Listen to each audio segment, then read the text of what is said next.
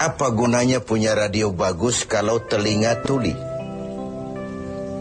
Apa gunanya punya sepatu mahal kalau tidak punya kaki? Apa guna punya televisi berwarna, gambarnya terang kalau mata pun buta?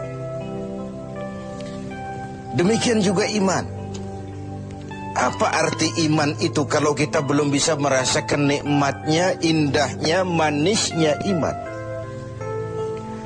Orang yang merasakan manisnya iman, manis rasanya ketika dia sujud. Manis rasanya ketika dia berlapar dan berhaus melaksanakan ibadah puasa. Manis rasanya ketika dia harus menginfakkan sebagian dari harta yang dimilikinya. Manis ketika dia melaksanakan wukuf di padang Arafah, berhaji untuk Allah.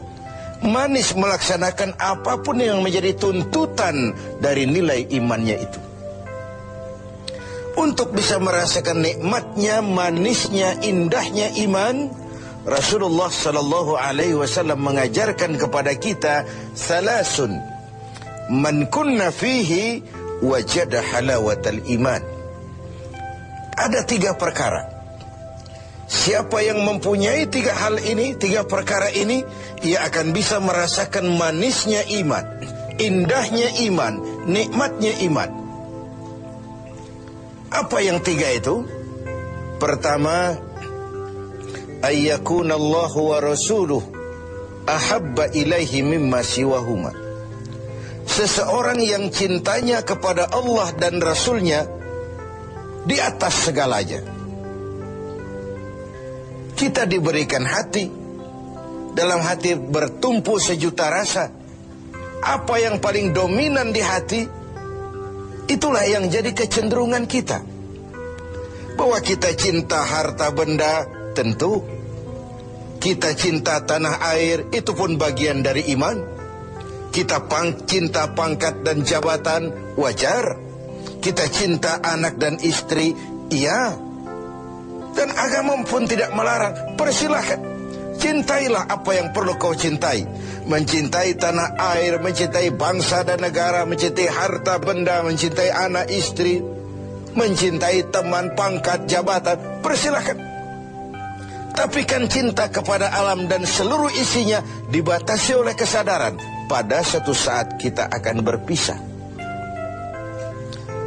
Cinta kita kepada harta, entah si harta dulu hilang di gondol maling, entah kita dulu meninggalkan harta itu. Cinta kita kepada pangkat dan jabatan ada waktunya. Cinta kita kepada anak istri sekalipun ada saatnya. Inilah batas kesadaran itu, supaya dia jangan berurat dan berakar di hati. Kepada Allah dan Rasulnya kita tidak akan pisah selamanya. Kesana idealnya kita memperbanyak rasa cinta ini. Ketika terjadi perang Tabuk, baginda Rasul melakukan mobilisasi dana. Semua sahabat memberikan sumbangannya. Datanglah seorang sahabat, Sayyidina Abu Bakar Siddiq radhiyallahu an, memberikan harta bendanya. Begitu banyak sampai Rasul bertanya, "Hal tarakta li ahlika syai'an ya Abu Bakar?" Begini banyak yang kau bawa ini Abu Bakar, kau belanjakan di jalan Allah untuk kepentingan perang Tabuk, mempertahankan akidah. Apa buat keluargamu sudah kau tinggalkan sesuatu untuk kehidupan mereka? Beliau senyum, "Na'am, taraktu lahumullaha wa rasulah." Benar, sudah aku tinggalkan buat keluargaku. Apa yang ditinggalkan? Aku tinggalkan kepada mereka Allah dan Rasulnya. Cinta kepada Allah dan Rasulnya, itu yang aku tinggalkan kepada keluargaku. Adapun harta, semuanya aku belanjakan di jalan Allah untuk kepentingan mempertahankan keyakinan. Ini adalah sebuah contoh orang yang cintanya kepada Allah dan Rasulnya di atas segalanya. Harta itu, pangkat dan jabatan itu, semua kekayaan materi yang kita miliki itu, kalau sudah memenuhi panggilan Allah dan Rasulnya, semua mengalir. Semua mengalir. Dari sana dia datang dan ke sana juga dia akan kembali. Inilah keyakinan terhadap inna lillahi wa inna ilaihi raji'un. Dari Allah segalanya datang, ke jalan Allah juga, kepada Allah juga semuanya akan kembali.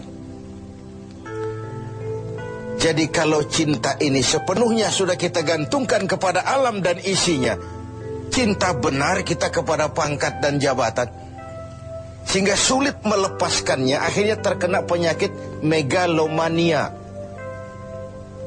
sindrom, power syndrome. Sulit balik jadi orang biasa, sudah kadang jadi pejabat tinggi. Sulit melepas pangkat dan jabatan, dengar mau ada mutasi, gerasak gerusuk, cari mbah ini, cari mbah itu. Bawa ayam putih, bawa kambing hitam, macam-macam dilakukan. Sebagai cermin bahwa jabatan itu berakar di hati, sulit untuk melepaskannya. Orang yang cintanya kepada Allah dan Rasulnya, kalau satu saat dia harus melepas yang dia sayangi, dahulu pun ketika terlahir ke alam ini, tidak ada harta yang saya bawa. Kalau sekarang saya harus melepasnya, innalillahi wa inna ilaihi raji'un. Dahulu pun ketika terlahir ke alam ini, tidak ada pangkat dan jabatan yang saya sandang. Kalau sekarang saya harus melepaskannya, innalillahi wa inna ilaihi raji'un. Oh, itu cuma sekadar titipan dari Allah saja. Disinilah lapang dadanya seorang mukmin ketika dia menempatkan cinta Allah dan Rasulnya di atas segalanya. Ini yang pertama. Yang kedua, untuk merasakan manisnya iman ini, wa an yuhibba 'abdan la yuhibbuhu illa lillah. Dia cinta kepada sesama hamba, cintanya karena Allah, bukan karena kepentingan. Kalau sudah cinta karena kepentingan, sebatas kepentingan terakomodir, kita loyal, kita taat, kita setia, kita cinta. Begitu kita merasa kepentingan kita diabaikan, kita jadi musuh nomor satu. Pantas saja kalau dalam panggung politik ada pameo, tidak ada teman abadi. Yang ada tujuan abadi, kepentingan abadi. Hari ini teman, besok lawan. Hari ini disanjung, besok digusur. Agama mengajarkan cintai sesama hamba karena Allah, bukan karena kepentingan, bukan karena mencari kehormatan diri, tapi karena Allah saja. Kau di jalan Allah, kau saudara saya. Kau keluar dari jalan Allah, sampai sini saja kita. Bersaudaranya itu karena Allah. Islam membebaskan manusia dari ras diskriminasi, dan ikatan akidah jauh lebih kuat daripada ikatan darah. Tidak ada persaudaraan yang lebih kokoh selain persaudaraan yang diikat dengan nilai-nilai akidah. Saya sih tahu mabuk itu haram, cuma saya ngormatin teman. Ngormatin teman, ikut minum. Saya sih tahu judi itu haram, cuma diajak, saya nggak enak sama teman. Ngormati teman, mengorbankan keyakinan. Untuk hal-hal yang seperti itu, tidak ada toleransi yang perlu dirumuskan. Bersaudara karena Allah, bertemu karena Allah, berpisah pun juga karena Allah. Ini yang mahal zaman sekarang. Sekarang kan bersaudara karena kepentingan, karena ada maunya. Berteman karena ada kepentingan. Bila kepentingan tercapai, teman jadi lawan pun nggak masalah. Lawan jadi teman sekalipun it's okay, asal kepentingan tercapai. Nah, nuansa Ramadan mempertemukan kita dalam ikatan jalinan karena Allah semata-mata. Bertemu ya karena Allah, berpisah pun juga karena Allah. Ikatan kekeluargaan kita sebagai bangsa memang nyaris rapuh. Berbagai konflik di daerah belum kunjung selesai, baik yang bernuansakan agama, etnis, dan macam-macam lagi. Di Papua sana, di Poso sana, bahkan di kota-kota besar masih sering terjadi bentrokan antar kampung, antar tetangga, antar wilayah. Lalu keroyokan, rame-rame menyatakan identitasnya pada proporsi yang salah sebenarnya. Bertemu karena Allah, berpisah juga karena Allah. Persaudaraan semacam itu melahirkan kenikmatan iman. Kenapa? Karena imanlah yang mengayomi itu semua. Yang ketiga terakhir, untuk bisa merasakan manisnya iman, ayakraha ayyauda bil kufri ba'da idh anqadhahu Allah minhu kama yakrahu ayyuqzafa finnar. Dia benci kekafiran, kebatilan, kezaliman, kemunkaran, ketidakadilan, maksiat. Setelah dia diselamatkan Allah dari hal-hal seperti ini, sebagaimana dia tidak suka kepada neraka, sebagaimana bencinya dia kepada neraka, begitulah dia membenci kebatilan, ketidakadilan, kezaliman.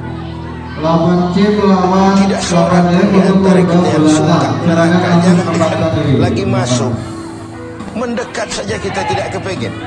Seperti itulah harusnya sikap kita menghadapi kemunkaran, kebatilan, kezaliman, ketidakadilan. Bukankah Rasul mengisyaratkan, kalau kamu melihat kemunkaran, ubah itu dengan tangan. Kalau tidak mampu, dengan lidah. Kalau tidak sanggup, dalam hati. Setidaknya jangan join dengan kebatilan dan kemunkaran.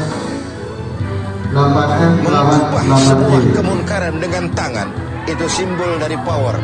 Siapa yang punya power? Penguasa. Tugas